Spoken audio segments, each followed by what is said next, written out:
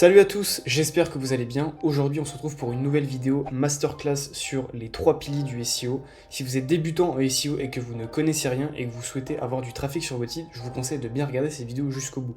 Donc si vous êtes une agence, un CEO, une PME, une TPE, regardez bien cette vidéo, ça pourrait grandement vous aider. Alors comme d'habitude, on est parti sur un Miro que je vais bien évidemment vous partager à la fin de la vidéo, vous y aurez accès, vous pourrez faire des copies, etc.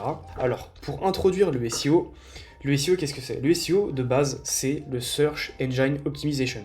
C'est-à-dire que vous êtes classé via un URL sur Google. Par exemple, si je tape chaussures de sport, voici ce que Google me ressort. Alors, on entend souvent aussi parler du mot la SERP, la SERP. La SERP, en fait, c'est tout simplement la page sur laquelle je suis, c'est le résultat que vous allez obtenir sur Google. Alors ici, j'utilise un bloqueur de pub, important à savoir. Vous pouvez retrouver des sites avec écrit à côté annonce. Ça, c'est du SEA. C'est de la publicité payante sur Google. Vous pouvez également faire remonter votre site en payant Google. Mais ici, on va se concentrer uniquement sur le référencement naturel, donc le référencement gratuit, où vous pouvez débourser 0 € pour être référencé. Et le résultat que vous avez ici, sur cette requête qui est chaussures de sport, c'est la SERP. Et donc, le SEO, cette SERP-là, elle constitue 3 piliers importants. Le premier, c'est le SEO technique. Ensuite, vous avez le SEO one-page et vous avez le SEO off-page. Et c'est important d'optimiser en fait les 3 piliers. Alors, j'ai fait un petit schéma assez sympathique pour vous expliquer en fait en détail pourquoi c'est important. Parce qu'en fait, le SEO repose sur ces 3 piliers. Et si vous avez l'un des piliers qui s'effondre, votre pyramide structurale du SEO, elle se casse. Et donc, c'est un échec. Votre stratégie SEO est un échec. On va commencer du coup, je vais vous présenter le pilier technique. Alors, la technique sur un site, c'est simple. Je l'ai noté en rouge parce que c'est l'une des parties les plus importantes. C'est l'importance des performances sur votre site. Donc, comme vous le savez tous, quand vous allez faire une recherche sur Internet, le pilier qui est important, c'est la structuration évidemment de votre site, mais c'est surtout la performance. Je ne sais pas si vous le savez, mais aujourd'hui 80% des visiteurs viennent d'un mobile en fait, sont sur téléphone, et donc si votre site il n'est pas assez rapide, vous perdez beaucoup de visiteurs. Il faut savoir qu'en dessous de 2,5 secondes d'un temps de chargement de page, vous avez déjà perdu 75% de vos visiteurs. Donc s'il vous plaît, faites attention à mesurer la vitesse de votre site et à faire en sorte qu'elle soit optimisée. Je vous conseille d'utiliser l'outil Google Speed Insight. Donc si je prends cette référence et que je vais la coller dans mon navigateur, j'arrive en fait sur le site de WebDev, PageSpeed Insights, par exemple, si je tape, imaginons, wikipedia.org, on va prendre un exemple très commun, et que je fais analyser. Cet outil-là va permettre et va nous donner en fait la vitesse d'exécution d'un site à la fois sur mobile et à la fois sur desktop. Notamment, par exemple ici, on peut voir que le CWT est plutôt réussi, la vitesse du site est très bonne, sur bureau c'est pareil, on peut voir que là on ne dépasse pas les 100 ms et là les 50, et vous pouvez voir qu'ici les performances sont à 100%, accessibilité 100%, bonne pratique 100%, SEO 100%. Wikipédia est l'exemple d'un site parfait, donc à copier. Vous pouvez voir que pour que ça nous affiche le premier contenu d'une page, c'est 0,5 secondes, c'est excellent. Donc utilisez la page Speed Insight pour mesurer votre vitesse de site. Ensuite, c'est important d'avoir un hébergement de qualité. Quand on dit un hébergement, vous avez l'hébergement web, là où est hébergé votre nom de domaine, et l'hébergement plus constructurel. Donc par exemple, vous pouvez utiliser Hostinger pour acheter des noms de domaine, et vous pouvez utiliser un CMS tel que Webflow, WordPress. Moi je vous conseille d'utiliser WordPress pour la base, c'est très bien, vous mettez WordPress Elementor, vous avez une base qui est solide et vous pouvez vraiment venir suroptimiser ça avec notamment des plugins comme RankMath, comme Yoast SEO, comme All-in-One SEO, avec le plugin Auto-Optimize, etc. Je rentrerai un peu plus en détail après pour ça, mais c'est important d'avoir une structure qui soit solide dès le début. Ensuite, pour ce qui est du responsive et des vérifications des erreurs, comme je l'ai dit tout à l'heure, le site doit être responsive. 80% de vos visiteurs viennent d'un téléphone, donc s'il vous plaît, pensez d'abord à utiliser votre téléphone en premier avant de construire un site sur le format PC, parce que c'est d'abord téléphone. Ce que vous pouvez faire, c'est que vous pouvez utiliser SEMrush ou Screaming Frog pour trouver des erreurs. Donc je vais vous montrer avec SEMrush. Je vais me connecter ici. dans mes projets, donc là je vais essayer de peut-être masquer les projets parce que c'est des projets clients. Si je vais par exemple sur ce site-là, qui est le site de Télémarque Pyrénées, vous pouvez voir que ce site est extrêmement mal optimisé, il y a un nombre d'erreurs pas possible, et pour pouvoir analyser un site, vous avez juste à cliquer sur projet, créer un projet, vous mettez votre nom de domaine, votre nom de projet, et en fait avec SEMrush, vous pouvez avoir 14 jours d'essai gratuit, et même avec un compte gratuit sans déclencher cette version d'essai, vous pouvez directement analyser votre site et auditer votre site de manière technique. Ça va vous donner vos vitesses de page, ça va vous donner vos erreurs, est-ce que vos métadescriptions sont optimisées, etc. etc. Et SEMrush va vous donner ces informations. Donc tout ça pour dire que c'est important de corriger vos erreurs le plus vite possible. Ensuite, dans la partie, encore une fois technique, vous avez l'optimisation des images et des plugins, comme les plugins dont j'ai parlé tout à l'heure. Vous pouvez en fait compresser vos images. Donc comme vous le savez tous, il y a différents formats d'images. Vous avez le format WebP, vous avez le format AVIF, vous avez le format PNG, mais il y a plusieurs types de formats et vous devez absolument sur un site web mettre le format WebP. Vous avez un site incroyable pour faire ça qui s'appelle Conversio, juste ici.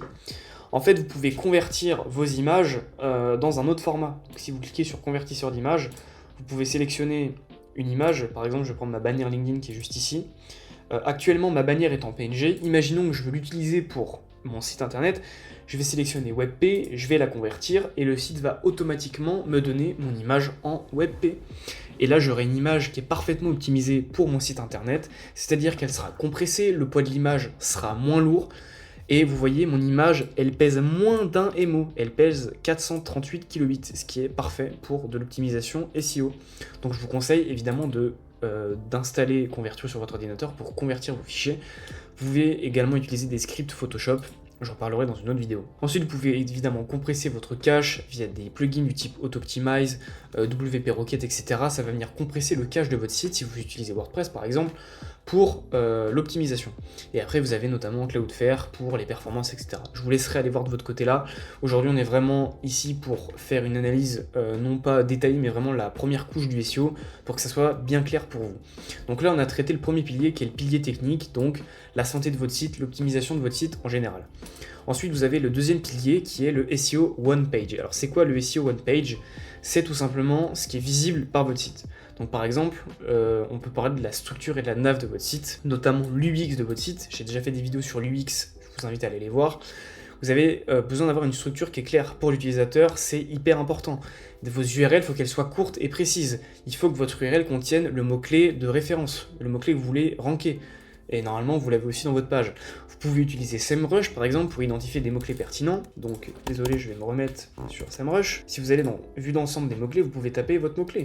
Donc, par exemple, si je tape chaussures de sport et que je fais rechercher, je vais avoir un volume de mots-clés. Donc ça, évidemment, vous pouvez y avoir accès gratuitement. Vous créez un compte sur SEMrush, vous avez accès à ces données-là gratuitement. Vous avez donc les questions pertinentes que les utilisateurs se posent. Donc là, vous pouvez ranker sur des articles de blog, par exemple, sur ça. Vous pouvez construire un cocon sémantique basiquement sur ce mot-clé. Donc je vais faire une vidéo vraiment détaillée sur comment ranker un mot-clé avec des cocons sémantiques, ne vous inquiétez pas. Et vous avez évidemment tout le volume de recherche avec la concurrence, etc. qui est positionné sur le mot-clé. Si vous souhaitez faire du SEA, vous avez également la possibilité d'avoir l'information de combien ça coûte au clic, votre coût par clic en pub, etc. etc. Donc je vous laisserai aller voir SEMrush sur ces deux parties pour que ça soit plus clair. Ensuite, il faut optimiser le contenu, comme on l'a dit, et l'intention de recherche. L'intention de recherche, qu'est-ce que c'est? C'est comprendre ce que l'utilisateur souhaite obtenir. Par exemple, quand je vais taper chaussures de sport, SEMrush peut m'indiquer qu'est-ce que les gens recherchent. Si je vais dans tous les mots-clés, en fait, SEMrush va naturellement me dire en fait quelle est l'intention de recherche. Par exemple, ici, il y a navigationnel, transactionnel, informationnel. Je ne vais pas rentrer encore une fois dans les détails, c'est assez long à expliquer, mais je vous laisserai aller voir les descriptions SEMrush, elles sont très claires. Ensuite, il faut répondre aux questions utilisateurs. Donc encore une fois, dans SEMrush, vous avez sur un seul mot-clé les questions ici.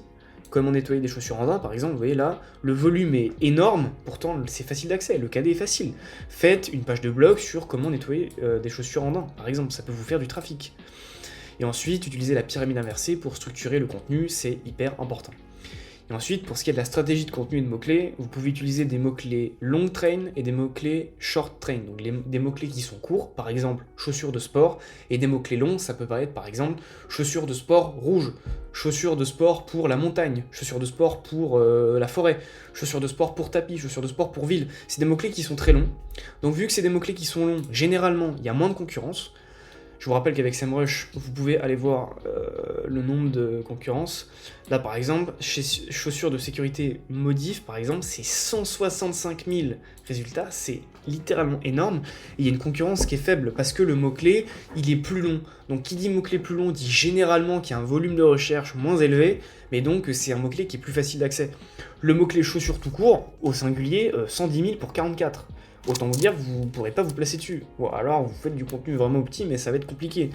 Le même mot-clé au pluriel, 74 065. Vous voyez que là, naturellement, le mot-clé chaussure au singulier, il fait plus de recherche et il est plus facile de se positionner dessus que le mot-clé au pluriel. C'est quand même assez drôle. Mais bref, vous avez toutes les infos dans SEMrush. Et ensuite, vous pouvez suivre ses performances dans la Search Console de Google. Donc si vous tapez Google Search Console sur internet, vous avez accès à ce site là où vous pouvez avoir en fait vos noms de domaine ici, vous pouvez ajouter des propriétés. Je ne vais pas vous montrer les propriétés à lesquelles j'ai accès parce que c'est privé, c'est des clients, mais vous pouvez avoir en fait dans la Search Console, vous pouvez avoir les informations sur votre volume, sur les pages les mieux positionnées, les pages les plus cliquées, etc. etc. Donc utilisez vraiment SEMrush et la Search Console pour suivre vos mots-clés et vos performances, c'est très important. Donc je récapitule. Le SEO technique, c'est tout ce qui est performance, l'optimisation de votre site. Le SEO one page, c'est tout ce qui est la structure UX, le contenu, les intentions de recherche. Donc ça, vous avez besoin d'utiliser SEMrush. Et on va passer à la dernière partie qui est le SEO off page. Donc le SEO qui n'est pas directement visible sur votre site. Donc vous avez dans un premier temps les backlinks. Alors qu'est-ce que c'est qu'un backlink ?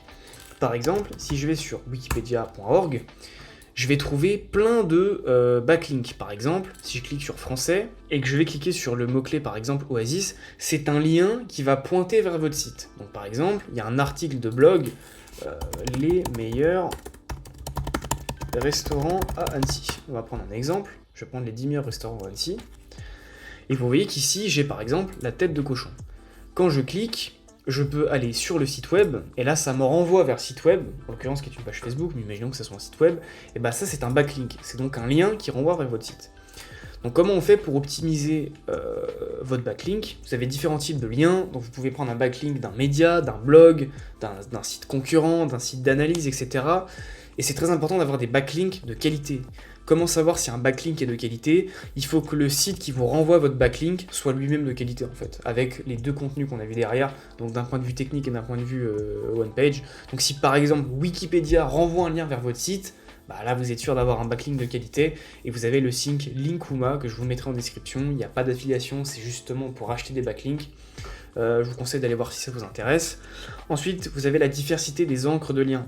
Les encres de liens, c'est quand par exemple vous cliquez sur... je prends l'exemple de Bookstar, il y a une encre de lien. Quand je clique sur FAQ, boum, ça me renvoie en bas de page. Ceci est une encre, il faut qu'elle soit optimisée. Donc il ne faut pas plus mettre de 10% d'encre optimisée, sinon ça va impacter sur vos mots-clés. Et généralement, votre propre encre contient votre mot-clé que vous souhaitez ranker. Donc c'est important d'optimiser vos encres. Et ensuite, pour ce qui est de la stratégie de contenu et des mots-clés, vous pouvez par exemple utiliser les réseaux sociaux pour faire des backlinks vers votre site. Donc c'est important en fait, je voulais mettre ce pilier là parce que si vous n'êtes pas présent sur les réseaux sociaux, Google il va pas aimer. En fait Google il va aimer que vous ayez des autres sources de backlinks vers votre site. Les réseaux sociaux c'est important, ça vous fait des backlinks. Votre compte LinkedIn ça vous fait des backlinks. Votre compte YouTube ça vous fait des backlinks, etc., etc. Si vous avez une grosse audience sur les réseaux sociaux, que vous êtes reconnu dans votre niche et que vous avez des bons backlinks qui pointent vers votre site, Google va aimer avoir ça. Et donc ça va référencer davantage votre site. Donc pour conclure, c'est une vidéo en fait qui est assez rapide car après je vais faire des vidéos beaucoup plus détaillées. Vous devez optimiser votre technique, votre one page et votre off page. Pour résumer, la technique c'est tout ce qui est santé de votre site, les optimisations internes. Le on page c'est tout ce qui est le contenu de votre site. Donc là en l'occurrence, je vous redirige en fait encore vers SEMrush. Vous pouvez utiliser le Keyword Magic Tool, taper des mots-clés, voir les intentions de recherche, les volumes, vous pouvez vous faire un classement de mots-clés et ensuite construire une vraie stratégie SEO long terme. Vous pouvez également analyser vos concurrents. Si je vais par exemple dans vue d'ensemble d'un domaine, je vais taper mon nom de domaine, par exemple bonjour.com. Voilà. Ça va me dire qu'il y a 6100 backlinks, vous voyez, qui est sur ce mot-clé-là. Bon, je vous laisserai aller vérifier parce que voilà. Vous pouvez faire de la possibilité de mots-clés, c'est-à-dire taper votre nom de domaine, taper le nom d'un concurrent et voir quel concurrent est classé sur quel mot-clé. Donc après, ça va vous donner l'information de vous dire, par exemple, je vends des chaussures de sport en montagne, le concurrent Salomon, par exemple, qui vend aussi des chaussures de sport en montagne, ne se positionne pas sur le mot-clé chaussures de sport en montagne violet. Donc je vais pouvoir utiliser ce mot-clé-là pour envoyer du trafic vers mon site et faire du cash grâce à ce mot-clé, tout simplement. Si vous avez la moindre question, il y a mon calendrier qui est en description. Donc pour rappel, si vous êtes une agence TPE, PME ou un solopreneur et que vous souhaitez augmenter votre trafic, nous sommes ici pour vous accompagner. On a toutes les stratégies en place pour du long terme. Donc si ça vous intéresse, je vous laisse prendre un rendez-vous dans la description. Vous aurez également accès au Miro dans la description si vous voulez aller lire en profondeur tout ce que j'ai marqué ici. Je vais rajouter après cette vidéo-là des liens vers les sites, notamment SEMrush, les Insights, Google Speedpage, le lien de Wikipédia si vous voulez aller voir son optimisation, etc. Car ça pourrait grandement vous aider. Merci d'avoir regardé cette vidéo. Si vous avez regardé cette vidéo jusqu'au bout, déjà vous pouvez être content parce qu'il n'y a pas beaucoup de gens qui vont pouvoir le faire. Et si vous suivez, si vous arrivez déjà à comprendre les 3 piliers que j'ai donnés dans cette vidéo, et que vous les appliquez avec la technique low on page et off page, vous allez pouvoir exploser votre trafic. Je vous dis à la semaine prochaine pour une nouvelle vidéo et ça sera sur le SEO technique. Ciao!